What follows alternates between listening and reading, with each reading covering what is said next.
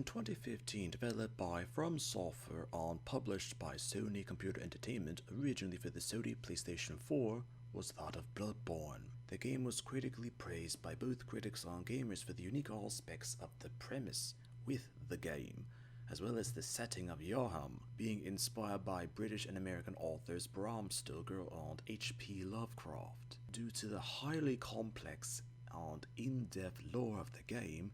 was known for being notoriously difficult, and a good amount of the player base never proceeded through the game enough to even learn about the various details of the story or lore associated with it. Aspects and details of the game noted that the site that which Joachim was built upon, the Joachimites, were not the original inhabitants of the realm, that there were another people before them, as these people were called the Pthumerians. Well, mentioned sparingly within the game, most of what is considered to be that of Pthumerian lore in Bloodborne is official mentionings within the game combined with what players hypothetically fit into the missing details to connect a full lore-based story for the Pthumerians. As not every detail could be known, for even knowing about the Pthumerians isn't central to the plot of the game. The combinations of fact and speculation had that the Pthumerians were originally caretakers for the Great Ones, whom were alien beings whom had come to the planet that Bloodborne takes place upon eons ago.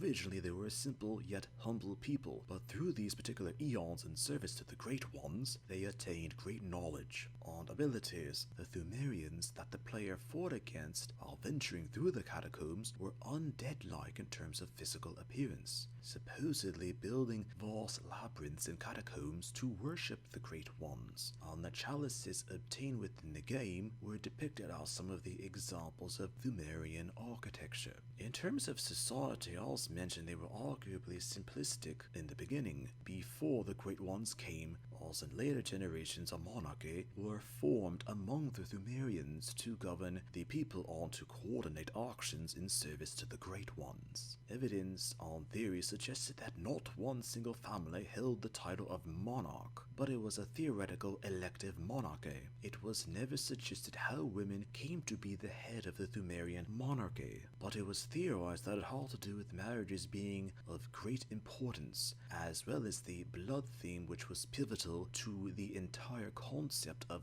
Bloodborne. A sub-theory had it that the blood mixing and experimentation connecting the Byrgenwerth and Holy Church to the Pthumerians had it that repeated exposure led to the changed appearance of the Pthumerians, as opposed to service with the Great Ones as mentioned previously. Due to lack of clarification, the child of Queen Joachim was often considered to be that of Mergo, whom through lack of information or speculation died, and became a nightmare which within the plot of Bloodborne is important, but the Mergo connection to the Queen was mostly speculation with small details of in-game fact. Never truly explained is what happened to the Pthumerian civilization, as the people, culture, society, and history were almost all forgotten, destroyed, neglected, or changed into what was modern Joachim as depicted within the game. Speculations had some sort of virus which caused the near genocide of the Pthumerians,